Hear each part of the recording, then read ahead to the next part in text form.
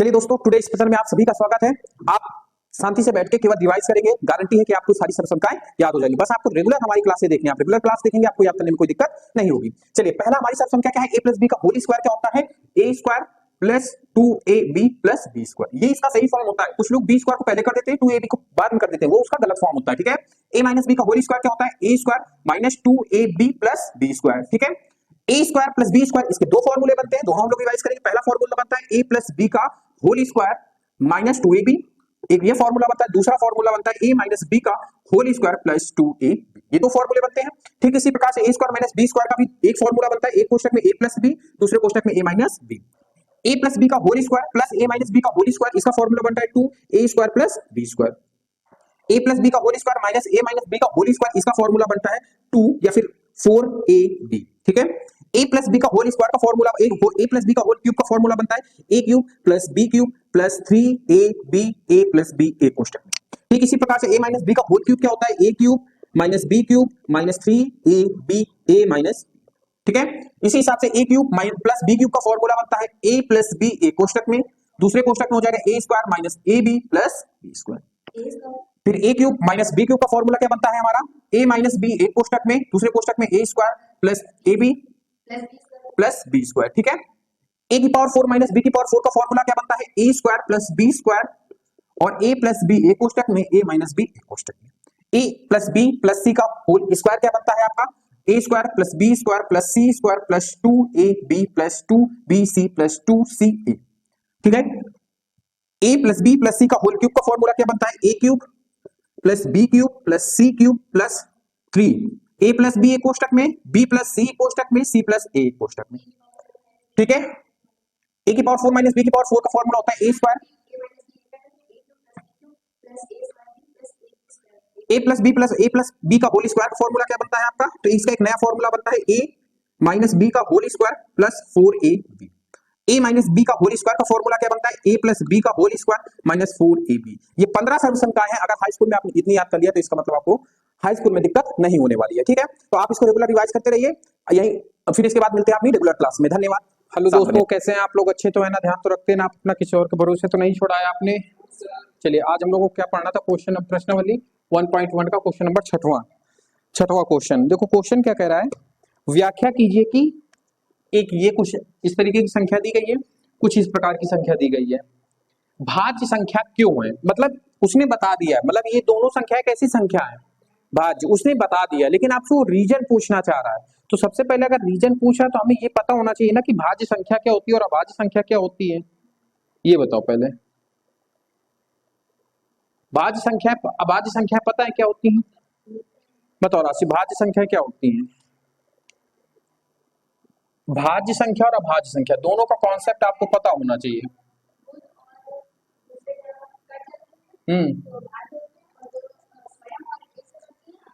अभाज्य होती, मतलब ऐसा कहने का मतलब है कि ऐसी संख्या, कहां दिमाग है तुम्हारा?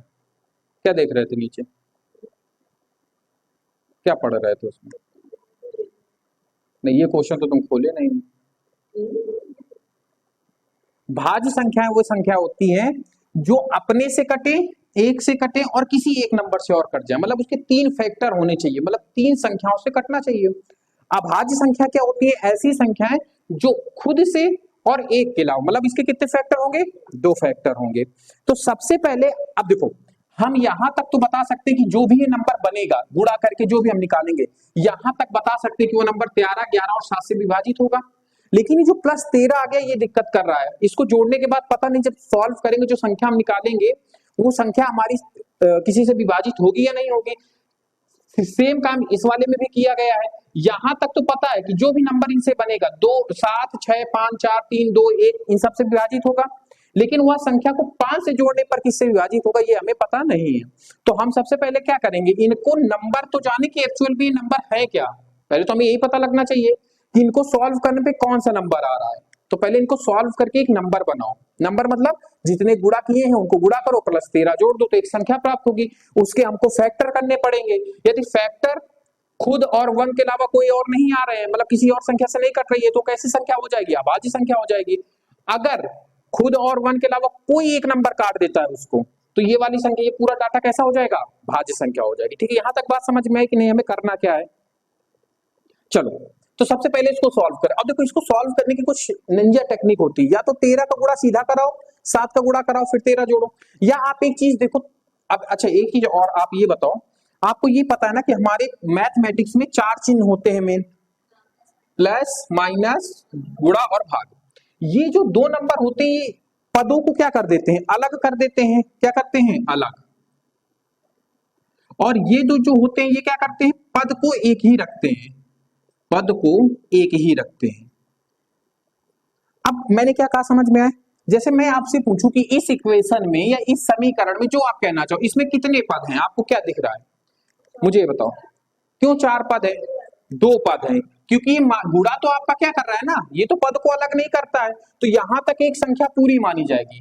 प्लस अलग करता है, तो कितने पद हो गए इसमें, 2।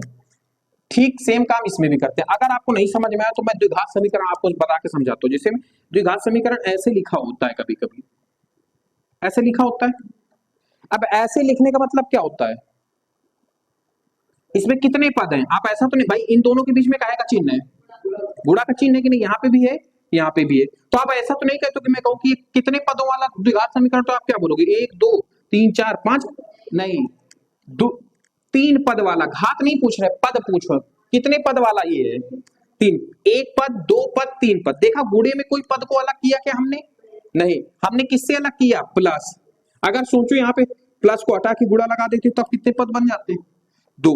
यहां से यहां तक ये एक पद बन जाता, ये अलग पद बन जाता। यहां पर भी प्लस हटा के गुणा या भाग लगा देते तो ये पूरा एक पद बन जाता। अब समझ में आ गई कि बात नहीं, प्लस और माइनस पद को अलग करते हैं और गुणा और भाग पद को अलग नहीं करते हैं। तो आओ सबसे पहले हम इसको सॉल्व करते हैं। इसमें कितने पद है, 2 पद हैं। क्या दोनों पदों में कुछ कॉमन दिख रहा है आपको, क्या 13 कॉमन दिख रहा है, 13 कॉमन ले लो यहां से।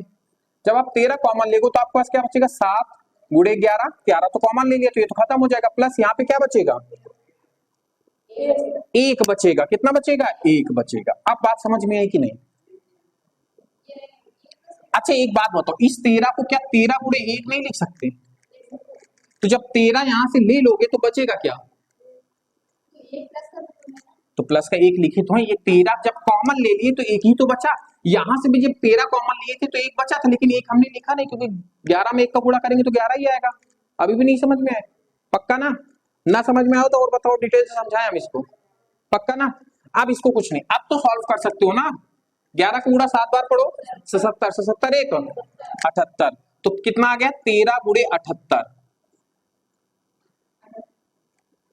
78 इतना कर लिया हमने। अब हमें गुणा कराने की जरूरत नहीं है, क्यों, क्योंकि हमने एक पद तो पा लिया ना। ये दिक्कत क्या कर रहा था हमें, इसमें प्लस ही कर रहा था दिक्कत, हमने प्लस को तो सॉल्व कर लिया, हमारा कितनी आ गए। अब गुणा करा के नहीं देखना है, पागलपंती मत करना। जो भी संख्या बनेगी वो 13 से विभाजित होगी, और 78 भी किसी से ना किसी से तो कटेगा ही कटेगा। किससे कटेगा, पहली बात तो 2 ही से कट जाएगा। तो मतलब जो भी नंबर बनेगा वो 13 से भी कटेगा और 2 से भी कटेगा, बाकी और भी नंबर उससे कटेगा ये। तो हमारे पास कितने फैक्टर मिल गए, 2 से ज्यादा मिल गए। 1 काटेगा पूरे को, 13 भी काट देगा, 2 भी तो काटेगा। अगर नहीं समझ में आ रहा तो कोई दिक्कत नहीं भैया, गुणा करा लो, सीधी सी बात है, कराओ गुणा। कैसे बताए थे, 2 संख्याओं को गुणा करना बताए थे कि नहीं बताए थे, सीधा गुणा कराओ। 8 3 का 24, 24 की 4, हाथ में आया 2। अब इसका गुणा इसमें, इसका गुणा 8 1 कम 8, 7 3 का 21, 21 और 8 29, 29 और 2 31 की 1, हाथ में आया 3, इसका गुणा इससे करा लो। 7 1 कम 7 और कैरी, कितना कैरी बचा था 3, 7 3 10। तो हमारे पास संख्या जो है कितनी आई, 10 14 आई। ये एक संख्या बन गई। अब हमें कुछ नहीं करना है, अब इसके अगर फैक्टर कर लेते हैं। अगर इसके फैक्टर, अब अगर ये अभाज्य संख्या होती तो इसके पास कंडीशंस क्या होती, जैसे मैंने कहा कि ये 19 अभाज्य संख्या है। अब इसके पास क्या कंडीशन है, ये किसी से नहीं कट रही है, 1 और 19 के अलावा किसी से नहीं कट रही। अगर ये एक अभाज्य संख्या होती तो ये खुद और 1 के अलावा किसी से न कटती, लेकिन आपको इकाई का अंक देख के तुरंत पता लग रहा है, क्या पता लग रहा है, ये 2 से कट रही है। यदि ये 2 से कट रही है तो इसका मतलब इसके कितने फैक्टर हो गए, एक खुद हो गई, एक 1 हो गया और एक 2 मिल गया। हमें यहीं से पता लग गया कि ये कैसी संख्या है, भाज्य संख्या, क्योंकि इसके 2 से ज्यादा फैक्टर हैं। तो हम लोग क्या लिखेंगे यहाँ पे, आप समझना, इसको भी थोड़ा नीचे सॉल्व करते हैं। अब यहाँ पे थोड़ा थ्योरी देनी पड़ेगी। अब इसी को उठाना है, क्या लिखना है? 10, 14 एक भाज्य संख्या है, एक भाज्य संख्या है, क्योंकि अब या तो 110, 14 लिखो या सीधा सीधा ये भी लिख दो, लेकिन जब हम डिस्क्राइब कर रहे होते, किसी को बता रहे होते, तो हम मूल संख्या को लेते हैं। किसको लेते हैं? मूल संख्या को लो। 7 गुणे 11 गुणे 13 प्लस 13, हमने क्या लिखा है? इतनी एक भाज्य संख्या है, क्योंकि चाहिए लिख दो, चाहिए लिख लो, बात बराबर ही है। ये और कोष्टक में अगर ज्यादा दिक्कत है तो आप 10, 14 भी लिख सकते हो, कोई दिक्कत नहीं है। कि 2 से ज्यादा गुणनखंड, बस अब हमें आपको कुछ नहीं करना है। 10, 14 इज इक्वल टू, अब इसके फैक्टर कर लो, फैक्टर यहां पे लिख दो, फैक्टर करो 10, 14 के, कितने से कटेगा? 2 से। 2 पंचे 10, 2 सत्ते 14। ठीक है, समझ में आई बात आपको? क्या ये मैंने सही लिखा है? बीच में 0, क्यों? क्योंकि हमने 2 संख्या लगातार ले ली है। अब ये किससे कटेगा? 7, 5, 12 किससे कटेगा? ये 3 से। 7, 5, 12 3 से काटो, 3 दूनी नहीं, 3 एक कम 3, 2 कैरी बचेगा, तिछंग 18, 3 नवा 27। अब आपको कुछ समझ में आ रहा है आपको, ये कि नहीं समझ में आ रहा है? क्या समझ में आ रहा है? मैंने काटा वो तो समझ में आ ही गया होगा। 3 एक कम 3, 2 कैरी बचा 20 हुआ, तिछंग 18, किसका स्क्वायर? वही बात बता रही है। नंबर आपको देख, मैथ आपको आएगी तभी जब नंबरों का खेल आप जानोगे। 169 किसका? 13 का वर्ग है, तो ये किससे कटेगा? 13 के अलावा ये किसी से नहीं कटेगा। इसका मतलब इसके जो फैक्टर आए, इसका फैक्टर चेक करो जरा सा। 2 गुणे 3 गुणे 13 गुणे 13, इसके कितने फैक्टर मिले? बहुत सारे फैक्टर मिल गए। ठीक है, तो ये कैसी संख्या है? एक भाज्य संख्या है, कोई दिक्कत नहीं। आंसर शीट में नहीं दी तो यही होगा। ठीक है, तो समझ में आई आपको? आया आपको? अब सेम काम हम लोग क्या करते हैं, सेकंड वाले स्टेप में कर लेते हैं। सेकंड में हमें इससे क्या पूछा है? किसको इधर, इसको इस साइड सॉल्व कर देते हैं। ठीक है, 7 क्रॉस 11 क्रॉस, सॉरी तो हो चुका है ना, 7 गुणे 6 गुणे 5 गुणे 4 गुणे 3 गुणे 2 गुणे 1 प्लस 5। अच्छा, आप एक चीज नोटिस कर रहे होगे, ये यहां से लगातार नंबर घटते चले जाए, क्रम से नंबर घट रहे हैं कि नहीं भाई? 7 से 6, 6 से 5, 5 से 4 घट रहे ही नहीं। और इनका रिलेशन किससे जुड़ा हुआ है? गुणे से जुड़ा हुआ है। किससे जुड़ा हुआ है? गुणे से जुड़ा हुआ है। तो इस प्रकार की जब सीरीज बन रही होती है तो उसको फैक्टोरियल कहते हैं। क्या कह देते हैं? फैक्टोरियल। फैक्टोरियल का थोड़ा कॉन्सेप्ट समझ लो, क्योंकि आगे आने वाले समय में 11 में जब लिमिट मिलेगी तो वहां फैक्टोरियल का बहुत अच्छा खासा खेल है। ठीक है, क्या है? बहुत अच्छा खासा खेल है। जैसे मैं कह दूं 2 फैक्टोरियल, तो इसका मतलब जानते हो क्या होता है? इसका मतलब होता है 2 तो आएगा ही आएगा, 2 से छोटी कौन सी संख्या है? तो गुणे में क्या आएगा? जैसे मैं कह दूं 3 फैक्टोरियल, तो इसका मतलब क्या होगा? 3 गुणे 2 गुणे 1। मैं कह दूं 4 फैक्टोरियल, क्या मतलब होगा इसका? 4 गुणे 3 गुणे 2 गुणे 1। जब आप क्रंचय संचय पढ़ोगे, एक चैप्टर है आपका परमुटेशन कॉम्बिनेशन जिसको बोलते हैं इंग्लिश में, 11 और 12 में आपको पढ़ाया जाएगा। एक लिमिट है, एक आपका अवकलन है, एक समाकलन है, अवकलन समीकरण है। ठीक है, इनवर्स टेक्नोमेट्री है।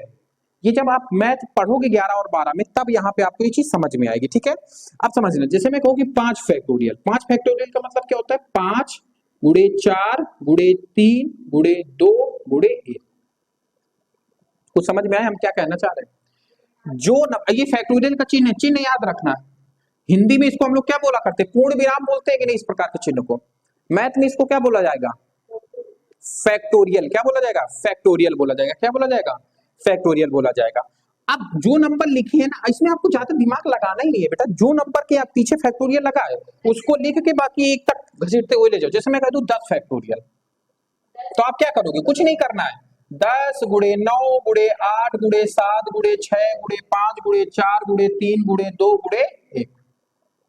अब समझ में आ गया फैक्टोरियल का मतलब क्या होता है। इनके कुछ मान होते हैं, जैसे 2 फैक्टोरियल का मान कितना हो जाता है, तो 2 एकम 2। 3 फैक्टोरियल का मान कितना हो जाएगा, 6, 3 दूनी 6। 4 फैक्टोरियल का मान कितना हो जाएगा, 4 3 12, 2 एकम 2, 24 हो जाएगा। 5 फैक्टोरियल का मान कितना हो जाएगा, तो देखो अब देखो सुनो मेरी बात, मैंने क्या कहा था, जहां 5 और 2 का कॉम्बिनेशन लगे थोड़ा दिमाग लगाना। 5 दूनी 10 हो गया, 10 4 10 मतलब 4 में गुणा कराएंगे 40, 40 का गुणा 3 में कराएंगे 120, तो 5 फैक्टोरियल का मान कितना आ गया, 120। इसी हिसाब से 6 फैक्टोरियल, 7 फैक्टोरियल, 8 फैक्टोरियल के मान होते हैं। तो मैथ में जहां 5 फैक्टोरियल दिखा मिल जाए तो उसका मतलब क्या समझा जाएगा, 120। 4 फैक्टोरियल मिल जाए तो उसको क्या समझा जाएगा, 24। 3 फैक्टोरियल 6, मतलब कहने का मतलब 7 का भी निकाल लेंगे, निकाल। हाँ ये आप करते जा सकते, सुनो मेरी बात। अब देखो कह दो भैया इनकी जरूरत क्या पड़ी, तो जरूरत ये पड़ी कि 120 लिखने में टाइम भी लगेगा, संख्या भी बड़ी दिखेगी और बच्चों को डर भी लगेगा। तो 120 को ऐसे ना लिख के कैसे लिखा जाने लगा, फैक्टोरियल का एक चिन्ह लगा दिया गया, एक नियम बना दिया गया और उसी को कहा जाने लगा कि 5 फैक्टोरियल या 5 फैक्टोरियल। तो फैक्टोरियल का कॉन्सेप्ट समझे, अंतर दोनों में कुछ नहीं होता। 120 का मतलब भी 5 फैक्टोरियल होता है, 5 फैक्टोरियल का मतलब भी 120 होता है। आप ऐसे समझ लो कि आप एक दर्पण को देख रहे हो, मतलब शीशे में आप अपना चेहरा देख रहे हो, शीशे के उस पार भी आप ही है, शीशे के इस पार भी आप ही है, लेकिन अंतर हो जाता है, लेफ्ट राइट में बदल जाता है, राइट लेफ्ट में बदल जाता है। दर्पण आप कभी देखा होगा तो आपकी ये आंख इधर होगी, ये आंख इधर होगी, मतलब देखने का नजरिया चेंज हो जाता है, रहते आप ही हो, ठीक है, रहते आप ही हो। समझ में आ रही है बात की नहीं आ रही है, फैक्टोरियल का मतलब समझ में आया। तो ये क्या लिखा हुआ है, इसको क्या मैं 7 फैक्टोरियल नहीं लिख सकता, प्लस 5 नहीं कर सकता, इतनी बात बताओ, कर सकते हैं, ये फैक्टोरियल बिताड़ देते हैं, ठीक है। कहा, अरे इसी को तो पूरा लिख दिए 7 फैक्टोरियल, अभी मैंने समझाया नहीं 7 फैक्टोरियल का मतलब होता है। अब इसका गुणा कराओ, क्योंकि गुणा कराना जरूरी है, मुझे संख्या तो पता लगनी चाहिए ना, जैसे हम लोगों ने ये निकाली थी। तो निकालो जरा सा संख्या, कितनी निकल के आएगी इसकी संख्या, ठीक है, संख्या निकालो। कैसे निकालेंगे, देखो सबसे पहले 7 फैक्टोरियल लिख दो, इधर लिख दो साइड में, नहीं कंफ्यूज हो जाओगे। 7 फैक्टोरियल प्लस 5, देखो ये अभी मुझे जरूरत नहीं है, आप लोगों को जानने की जरूरत नहीं है, बता के इसलिए चल रहे हैं क्योंकि आगे आने वाले समय में आपको ये मिलना है, बिल्कुल कंफर्म मिलना है। तो आप अभी से थोड़ा थोड़ा चीजें जानते रहोगे ना, तो आपको जानने में, जब आप पहली बार इसको पढ़ोगे तो आपको ज्यादा ऑकवर्ड फील नहीं होगा कि यार ये क्या चीज आ गई, क्योंकि आप थोड़ा बहुत परिचित होते हैं उस चीज से। जैसे आप 8 में कुछ चीजें पढ़े हुए होते हैं और जब मैं अभी आपको बोर्ड में वो चीजें समझा रहा हूं तो तुरंत माइंड आपका क्या कर लेता है, कनेक्ट कर लेता है कि नहीं यार ये तो मैं पहले पढ़ चुका हूं। ऐसे ही जैसे मैंने अभी इसकी कोई जरूरत नहीं, फैक्टोरियल की जरूरत इसमें कुछ नहीं है, तो आप इजीली समझ गए, उसको कूड़े के भाव में दिमाग में डाल दिया कि हाँ ऐसी भी कोई चीज होती है। लेकिन जब इसकी एक्चुअल जरूरत पड़ेगी, इसके लिए पूरे अध्याय है आपके, उसमें लिमिट का एक पूरा अध्याय है, ठीक है, जैसे लिमिट एक्स का मान, लिमिट साइन एक्स का मान, लिमिट कॉस एक्स का मान, लिमिट ऐसे लिखा जाता है, ऐसे एक्स इनफाइनाइट को बिलोंग करता है, साइन की पावर एक्स, लिमिट एक्स 0 को बिलोंग करता है, साइन एक्स। इस तरीके से बनेंगे, तो इनके कुछ मान होते हैं जो आपको याद करें, ये फैक्टोरियल में मान होते हैं, समझे। फैक्टोरियल को एक ऐसे भी लिखते हैं, और एक चीज समझ लो, हाँ वो तो बताना ही भूल गए, फैक्टोरियल ऐसे भी लिखा जाता है और फैक्टोरियल को इसको ऐसे भी हम लोग लिख सकते हैं, ऐसे, या ऐसे लिखा जाता है, हाँ ऐसे लिखा जाता है, ऐसे, ये भी एक फैक्टोरियल का ही मान, दोनों चीजें इक्वल होती है ऐसे करके, ठीक है, ये दोनों चीजें क्या है, इक्वल है, दोनों फैक्टोरियल के साइन है, एक ये भी है और ये भी है, ठीक है। तो अब देखो, अब इसको सॉल्व करने के लिए हमें क्या करना पड़ेगा, थोड़ा दिमाग लगाना पड़ेगा। तो हमने क्या देखा, 5 और 2 है, तो 5 और 2 को पहले पकड़ो, 5 दूनी 10, 10 का 3 में गुणा कराएंगे 30, 30 का 4 में गुणा कराएंगे कितना हो जाएगा, 120, 120 हो गया। 120 में 6 का गुणा कराएंगे, 12 छंग 72, 720 हुआ। 720 में 7 का गुणा करा लो, 720 में 7 का गुणा करा लो, 7 0 0, 7 दूनी 14, 7 7 49, 50, तो कितना है 50 40। तो हमारी जो संख्या आ गई वो कितनी आई है, 50 40, मतलब 50 40, और प्लस में हमारे पास क्या है 5, जब इसको हम ऐड कर देंगे तो कितना आ जाएगा 50 45। क्या आपको इस दूर से नहीं देखने से लग रही है कि ये 5 से विभाजित होगी, और 5 से भी पहले क्या 9 से कटेगी, 5 4 9 से तो नहीं कटेगी, और ना 3 से कटेगी। किससे कट रही है?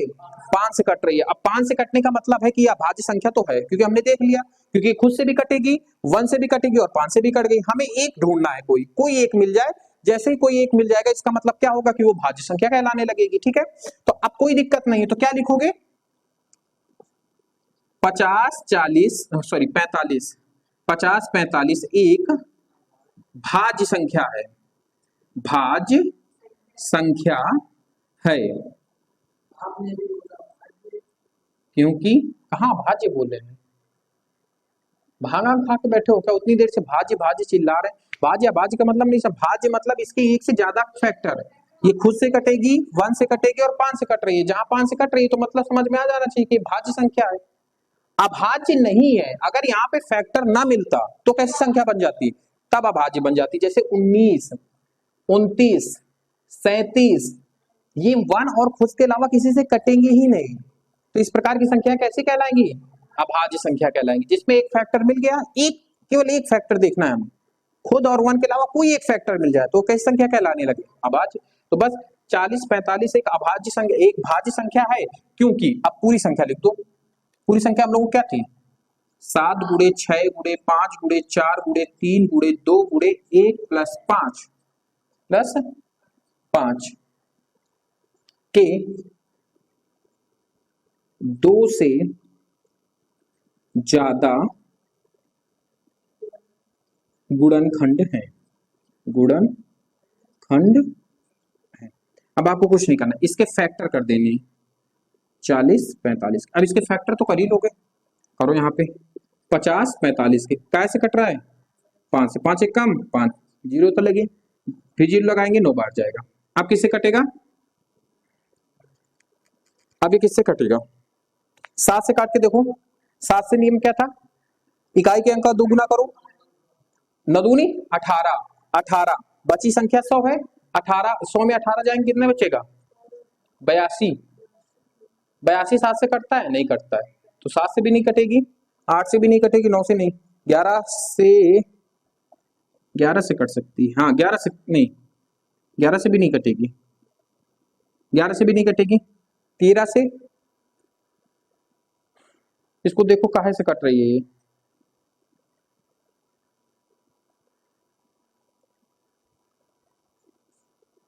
ये संख्या किससे कटेगी?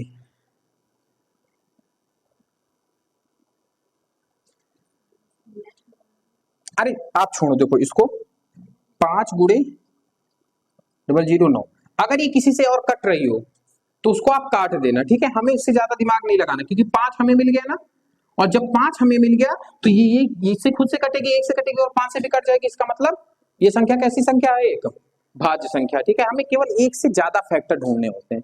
कितने फैक्टर ढूंढने होते हैं? 1 से ज्यादा, और हमें 2 से ज्यादा, सॉरी 2 से ज्यादा फैक्टर ढूंढने होता है। हमें 2 से ज्यादा तो मिल ही गए। 550 भी काटेगा 550 को, सॉरी 50 45 को 50 45 स्वयं काटेगा, 1 भी काटेगा, और किससे कटेगी? 5 से भी कट जाएगी। तो 3 फैक्टर मिल गए। तो ये आपका क्या हो जाएगा? आंसर हो जाएगा। ठीक है, इधर का आंसर, इसको साफ कर दो, इधर का आंसर। ठीक है, बात समझ में आई ना? ये सवाल कैसा है? देखो इसमें करने में कोई दिमाग नहीं लगाना है ज्यादा, समझाने की वजह से थोड़ा सा टाइम ज्यादा लग गया। इसको नोट कर लो, फिर नेक्स्ट क्वेश्चन बताते हैं, क्वेश्चन नंबर 7वां। चलिए दोस्तों, अब हम लोग बात करते हैं क्वेश्चन नंबर 7वें की। देखो 7वां क्वेश्चन जो है लैंग्वेज बेस्ड है, लेकिन क्वेश्चन बहुत सरल है। क्वेश्चन कैसा है? सरल है, बट मेन इंपॉर्टेंट है इसकी लैंग्वेज को समझना। लैंग्वेज क्या कर रहा है? किसी खेल के मैदान के चारों ओर एक वृत्ताकार पथ है, मतलब कोई खेल का मैदान है, बीच में खेल का मैदान है, उसके चारों ओर बाउंड्री, जैसे समझ लो कि यहाँ पे खेल का मैदान है, इसके चारों ओर एक रनिंग करने का क्या है? घेरा बना हुआ है, पथ है। इस मैदान पर एक चक्कर लगाने में सोनिया को 18 मिनट लगते। 2 बंदे हैं, एक सोनिया भाभी है हमारी, ठीक है, और एक हमारे पास है रवि भैया। ये 2 लोग आपस में लड़ाई झगड़ा करके चक्कर लगाना चालू कर दिए। ठीक है, ये 18 मिनट में चक्कर लगा लेती हैं। रवि भैया जाहिर सी बात है, लड़के हो तो जल्दी लगा लेंगे, तो ये 12 मिनट में चक्कर लगा लेते हैं। अब लड़ाई हुई है, क्या हुआ है लड़ाई? अब इसको पढ़ लेते हैं, पहले लगाते हैं। मान लीजिए वे दोनों एक ही स्थान और एक ही समय पर चलना प्रारंभ करते हैं, एक ही दिशा में चलते हैं। ये कितने मतलब मिलेंगे? आप समझना मेरी बात को। क्वेश्चन कह रहा है कि समझ लो जैसे सोनिया भाभी यहाँ पे है और रवि भैया भी यहाँ पे हैं, दोनों लोगों ने दौड़ना चालू किया। तो रवि भैया तो जल्दी निकल जाए क्योंकि समय कम लग रहा है एक चक्कर लगाने में। इसका मतलब क्या है, वो तेज चक्कर लगाए होंगे, यही तो मतलब है कि तेज चक्कर लगाया होगा। सोनिया भाभी ने धीरे चक्कर लगाया होगा। तो अब इनको पाने के लिए कुछ ना कुछ तो एफर्ट करना पड़ेगा। अब रवि भैया इतना डरे हुए हैं कि वो एक चक्कर लगाने के बाद रुके नहीं। वो क्या कर रहे थे, चक्कर लगाए जा रहे थे, लगा रहे थे कि भाभी पकड़ ना पाए हमें। तो भाभी ने क्या किया कि भाभी कह रही कोई बात नहीं, स्पीड हमारी धीमी है, हम पकड़ तो तुम्हें लेंगे ही, हम पीछे से नहीं जाके पकड़ेंगे तो तुम हमें क्रॉस करोगे। रनिंग में एक चीज आप ध्यान रखना, आपके जो बंदा आगे है या तो आप उसको दौड़ के उसको क्रॉस करो, और या तो वो बंदा पूरा घूम के आपको पीछे से क्रॉस कर देगा, आप एक चक्कर पूरा पीछे हो जाओगे उससे। बात नहीं समझ में आई? कहीं ना कहीं तो मिलना है ही है, या तो आप उसको ओवरटेक करोगे या तो वो आपको ओवरटेक करेगा। आप ओवरटेक करोगे तो आप उसके आगे निकलोगे, वो ओवरटेक करेगा तो वो एक चक्कर पूरा काट क्या होगा, मतलब एक चक्कर पूरा पूरा आप क्या हो जाओगे, पीछे हो जाओगे। तो सोनिया भाभी ने ये कहा कि चल कोई बात नहीं, तू तो तेज दौड़ लेता है, ठीक है, तू कहीं ना कहीं मुझे तो ओवरटेक करेगा ही करेगा। जब तुम ओवरटेक करोगे तब हम तुमको दबोच लेंगे और वहीं गुचक देंगे। तो ये 18 मिनट में, ये 12 मिनट में, तो क्वेश्चन का कहने का मतलब है कि ये एक साथ कब मिलेगी दोबारा। आप समझना, सोनिया भाभी को टाइम लग रहा है 18 मिनट का, रवि भैया जो चक्कर लगा पा रहे हैं वो कुछ 12 मिनट में लगा रहे हैं। मिनट में मी छोटा होता है ना, आई होप कि बड़ा होता है, छोटा होता है ना मिनट। अब एक बात बताओ, ये रवि भैया है, ये सोनिया भाभी है। अब रवि भैया 12 से चल रहे हैं, सोनिया भाभी 18 से चल रही है, सारी सी बात है सोनिया भाभी को टाइम ज्यादा लगेगा। तो सोनिया भाभी ऐसा करती हैं, अब सोचो 18 और 12 कौन सी एक ऐसी संख्या है जो 18 और 12 दोनों के पहाड़े में आती है, पहली संख्या वही हो। आप बात नहीं सुने पहले, कौन सी ऐसी संख्या है जो 18 के टेबल में भी आती है, 12 के टेबल में भी आती है, कौन सी ऐसी संख्या है? 36। 18 दूनी 36, 12 तेई 36, मतलब 36 ऐसा नंबर होगा। मतलब कौन से कितने मिनट बाद वो ओवरटेक कर जाएंगे रवि भैया? 36 मिनट में भाभी के बिल्कुल बगल में चलने लगेंगे, भाभी झुका के कूट देगी पकड़ के। तो कितनी देर बाद? 26 मिनट। हमने किया क्या? 36 हमने किया क्या? 36 क्या निकाला है इन दोनों का? वह बड़ी से बड़ी संख्या जो 18 और 12 दोनों से कटे, वह छोटी से छोटी संख्या जो 18 और 12 दोनों से कटी, वो क्या कहलाती है? LCM। मतलब इन दोनों का हमें क्या ज्ञात करना है? LCM। मतलब जब कभी ऐसा सवाल आए चक्कर वाला या घंटी वाला, एक घंटी 2 मिनट में, तीसरी 4 मिनट में, पांचवी 5 मिनट, एक साथ ये घंटियां कब बजेंगी, तो ये एक साथ कहां पकड़ेंगे? LCM में। तो इनको क्या निकालना पड़ेगा इन दोनों का? LCM। इसको S मान लो, इसको R मान लो, तो S के फैक्टर कर लो, R के फैक्टर कर लो, ठीक है। जब इनके फैक्टर कर लोगे तो आपको बात समझ में आ जाएगी। सोनिया भाभी की क्षमताओं को पता कर लो कि इनके अंदर कितनी क्षमता है, रवि भैया की क्षमता पता कर लो, इनकी जगह जो मिल रहा हो उसको एक जगह कर लो, जो नहीं मिल रहा है उसका गुणा करवा देना, आपका आंसर आपके पास होगा। करो, सोनिया भाभी के 18 के फैक्टर कितने होंगे? 2 से काटेगा 9 आएगा, 3 से काटेगा 3 आएगा, 3 से काटेगा 1 आएगा। तो सोनिया भाभी जो है हमारी, इनके पास जो पावर है वो 2 गुणे 3 के रूप में पावर इनकी स्टोर है, तभी तो समय ज्यादा लग रहा है। रवि भैया 12 मिनट पे चक्कर लगा लेते हैं, तो 12 मिनट की फैक्टर कर लो, कितने से कटेगा? 2 से 6 आएगा, कितने से कटेगा? 2 से 3 आएगा, कितने से कटेगा? 3 से 1 आ जाएगा। तो रवि भैया के पास जो पावर बची हुई है वो 2 गुणे 2 गुणे 3। अब रवि भैया LCM किसका किसका निकाल ले हम?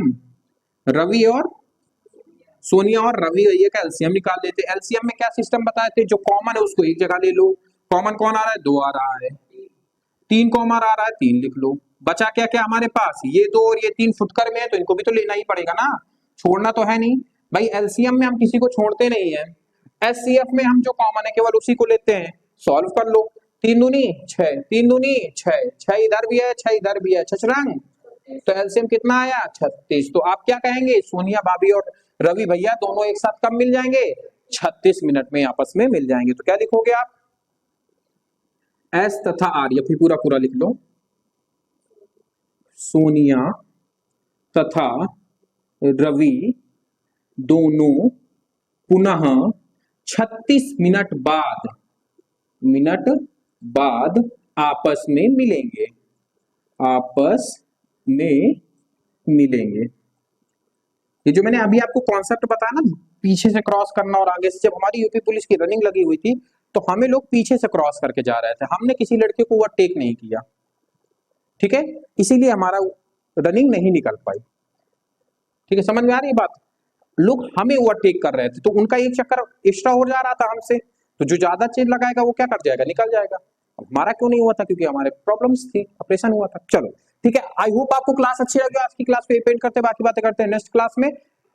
क्लास अच्छी लगी हो तो चैनल सब्सक्राइब कीजिए, वीडियो को लाइक जरूर कीजिएगा और फीडबैक दीजिएगा कि क्वेश्चन आपको कैसे पसंद आए। ठीक है, मिलते हैं सेम समय।